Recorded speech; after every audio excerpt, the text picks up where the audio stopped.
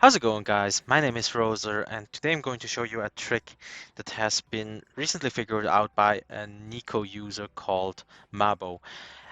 Mabo has been doing quite a lot of glitch hunting for this game, and not a lot of people know about that. So today I'm going to show you a new trick that is very useful for the any percent route. I would also say for like pretty much any route that uses glitches whatsoever. So I hope I can show this trick off and explain how it works quite well, because it's a little bit complicated, unfortunately. And it is also rather difficult if you don't move your cursors too fast. But yeah, so this trick that we're going to do is we're just going to have another way to enter cutscene storage in Balduke, which lets us move around anywhere without unlocking the areas by doing the Grimwald Noxus. And the reason why this trick works is due to a function with a pressure plate.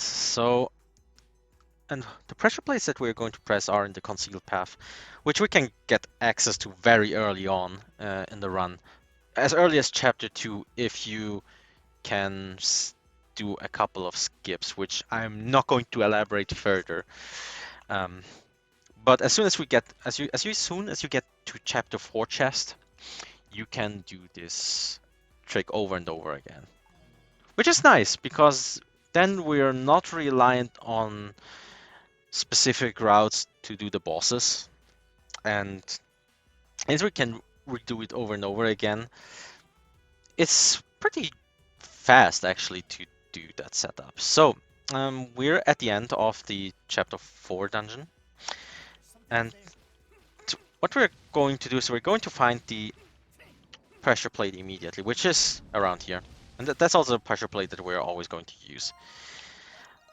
I'm doing a safety save here just because there is a monster right next to the pressure plate that can be a little bit annoying. Okay, so now we're trying to stand on the pressure plate. Wait until the wall is around down here. And then we hold the jump button on the keyboard. And it's important that we hold it, because what we're going to do is we're going to enter the map. And while we're in the map, the game advances by 1 or 2 frames, depending on how fast you do it.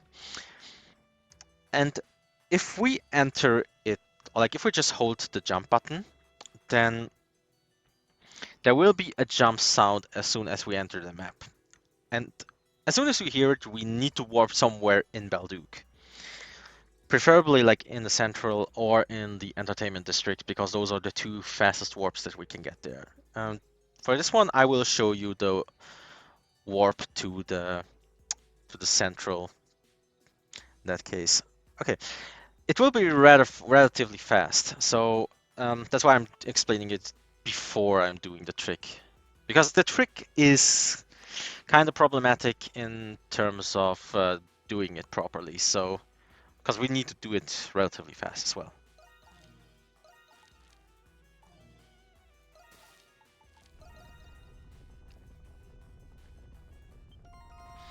Okay, as soon as we enter Balduke, we have to mash the pause button with the map button, which is on the keyboard as well.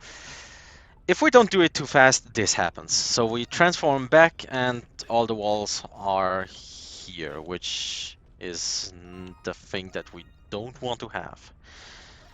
So reload this and have to try it again.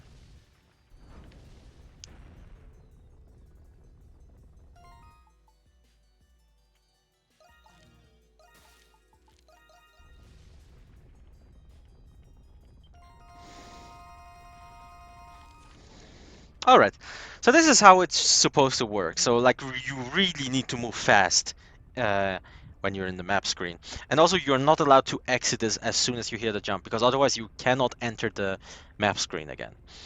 So now that we're transformed, we can just go anywhere we want. So we can use Crimson Lance, and what this does is we can now enter any place that we kind of want. Sometimes you just have to be careful to avoid triggers, and Fortunately, this is not like a big deal. Yeah, okay. But yeah, like you can just enter the entertainment district. You can also go to the main gates, and the walls are still not here.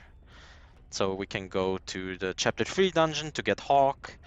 We can go to the shanty town and get Krisha. So this opens up quite a lot early on without doing a lot of things. Because again, we can do it as soon as we enter chapter 2. But yeah, um, that's the trick pretty much. Um, I don't have anything else to say about that. So yeah, thanks everyone for watching. I hope you enjoyed it, and see you next time.